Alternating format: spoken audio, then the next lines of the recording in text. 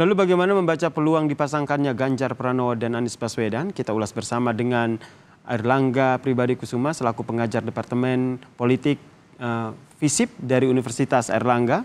Selamat malam, salam sehat Mas Airlangga. Iya, salam sehat Mas. Selamat Nih, malam. ya DPP PDIP menyampaikan Iya, wacana untuk menduetkan Ganjar dan juga Anies Baswedan. Anda membacanya seperti apa? iya, pertama harus kita lihat ini sebagai bentuk seperti testing the water ya. Jadi tes ombak gitu kan, dalam proses-proses politik untuk membangun pasangan-pasangan yang akan muncul dalam Pilpres 2024 gitu. PDIP yang Itu tes kan, ombak begitu ya? iya, PDIP Oke. dalam artian ini sosok Pak Said Abdullah ya sebagai Mm-mm. salah satu DPP dari PDIP menampilkan melontarkan wacana tersebut. Nah, tapi yang sebetulnya menarik kalau kita lihat adalah dari statementnya itu sepertinya bisa kita melihat bahwa ini merupakan terobosan politik gitu kan.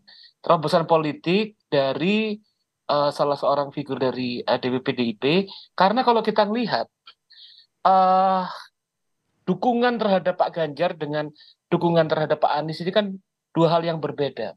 Apabila kemudian berhasil disatukan, Mm-mm. maka itu akan menjadi kekuatan yang signifikan. Tapi hal itu kemudian memunculkan juga persoalan dalam prosesnya, gitu. Justru Oke. karena kemudian kita melihat bahwa kedua pendukung tersebut itu bukan saja berbeda, tapi seringkali kita melihat militansinya saling berkontradiksi satu sama lain. Sehingga mencoba untuk menghubungkan dan mensinergikan pemilih-pemilih dan pendukung-pendukung dari Pak Ganjar dan Pak Anies itu bukan suatu hal yang mudah gitu. Mm. Artinya bahwa proses yang untuk mencoba untuk menyinergiskan dua hal tersebut bisa jadi memakan jangka waktu yang cukup lama.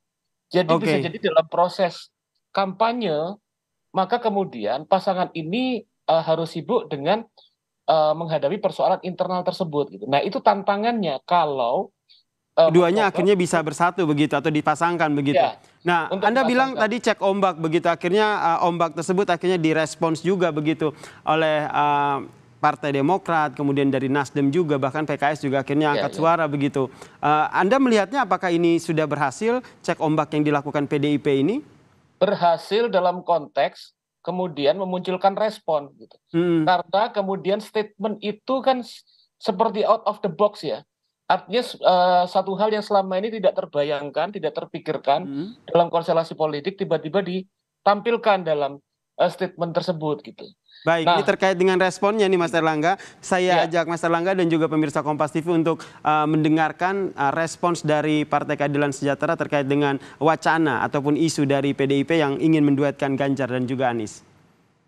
Wow, ini kalau Ganjar dan Anies bisa ganas ini kan. Tapi semua itu kan bahagian dari komunikasi politik ya.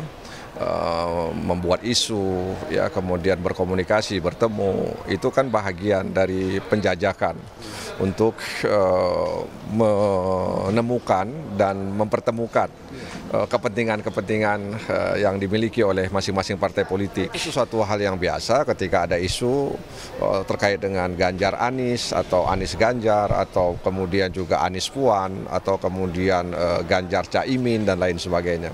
Jadi masih bisa ditolerir lah apa yang dilakukan oleh partai-partai politik ketika mereka mengemas sebuah isi, toh juga belum ada hitam di atas putih kan, jadi semuanya masih terbuka lebar. Ini kalau dari PKS sendiri bilang bisa jadi duet ganas begitu, Ganjar Anies, ganas dalam tanda kutip. Anda melihatnya dari PDIP sendiri ini tendensinya itu lebih kepada untuk cek ombak atau ingin menggoyang koalisi perubahan? iya, saya pikir bahwa di internal PDIP sendiri masih belum tercapai kesepakatan tentunya ya, baru kemudian ditampilkan. Nah, kemudian kalau tadi kita lihat bahwa selama sampai sebelum proses kandidasi itu di dikirimkan ke KPU, saya pikir bahwa proses-proses kemungkinan-kemungkinan itu sangat mungkin gitu. Dan juga kalau kita lihat bahwa apabila kemudian muncul pasangan ini, maka kemudian dalam konteks politik nasional kita juga bisa meredam terjadinya polarisasi politik yang selama ini kemudian menjadi bagian dari problem politik keindonesiaan kita gitu. Artinya tadi seperti disebutkan oleh Pak Said Abdullah misalnya, kita tidak lagi bicara tentang misalnya cebong kampret gitu kan, atau kemudian hal-hal yang membelah satu sama lain. Cuma persoalannya bukan hal yang mudah tadi saya utarakan, karena misalnya di satu sisi Pak Ganjar kemudian merepresentasikan melanjutkan kepemimpinan Jokowi.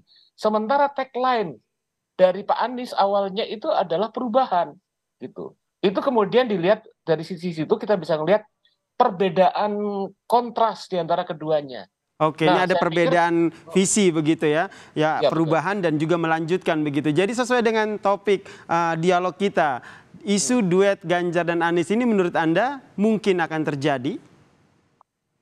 Kalau bicara tentang kemungkinan bisa jadi, bisa terjadi gitu. Tapi ada selalu kemungkinan gitu.